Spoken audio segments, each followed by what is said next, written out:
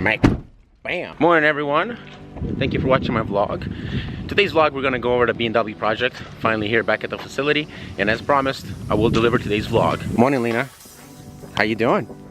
Nice car you have there. Let's get back to the facility, back to the back area, and let's go over the project because there's a lot of questions. There's a lot of things that I need to discuss, which direction I should go, and I need you guys to help me out to make this decision for the next phase of the project.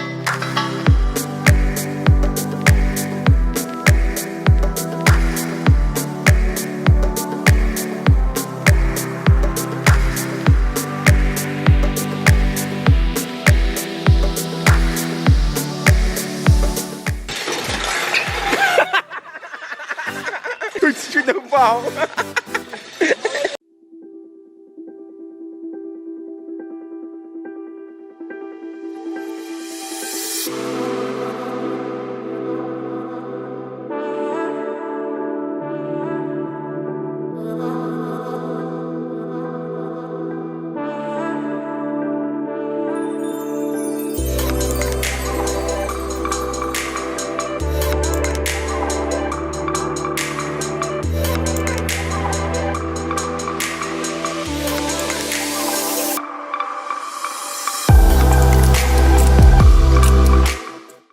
Check out my new grills. This grill is a European style grill.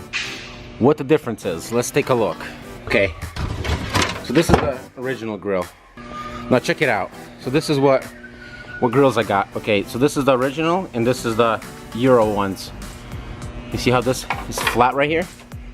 And the original one, it's more rounded. So definitely, I like these grills a little better because they're Euro grills. I love them actually.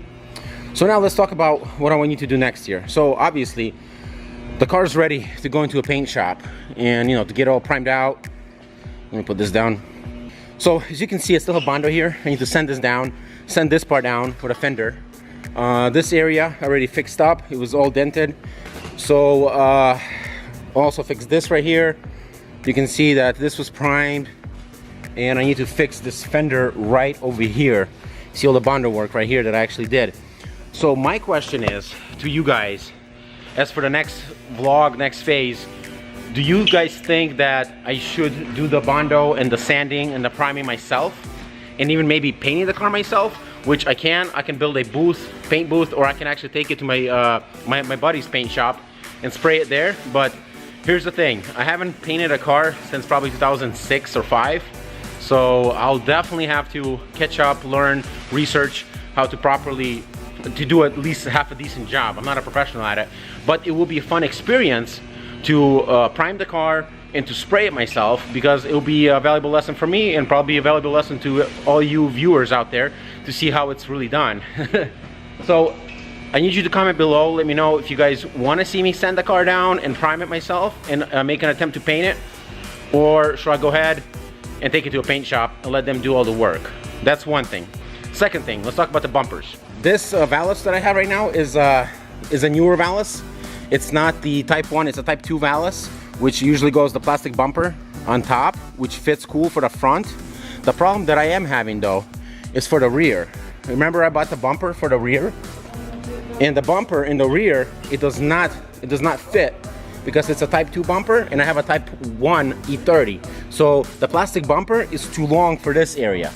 So what I've decided to do, either to go with a E30 chrome Type 1 bumpers, which I already have. It just goes right here.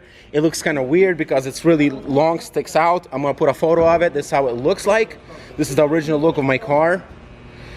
But I could also update the front end and install a chrome bumper in the front and have a different valance, which Nelson has. We just gotta go over there and take it off.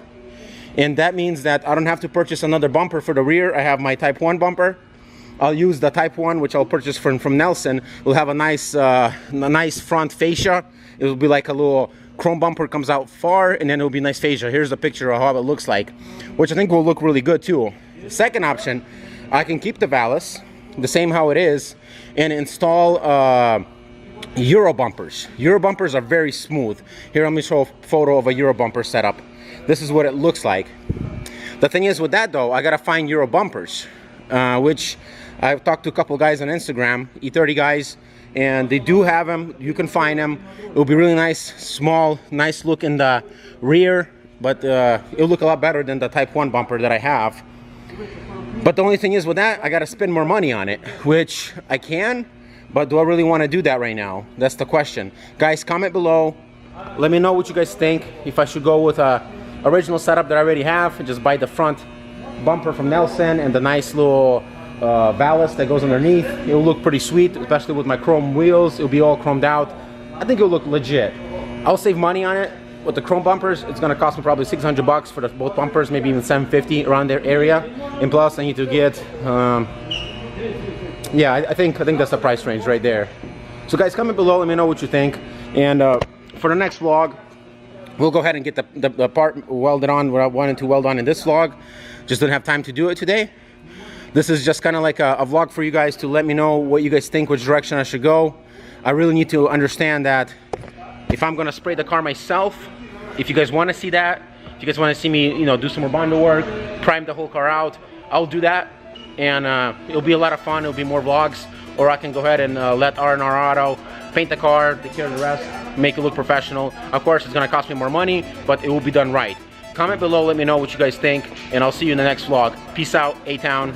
Good seeing you guys. Viewers, subscribe to my channel to see more of awesomeness. You can also follow me on Facebook and Twitter.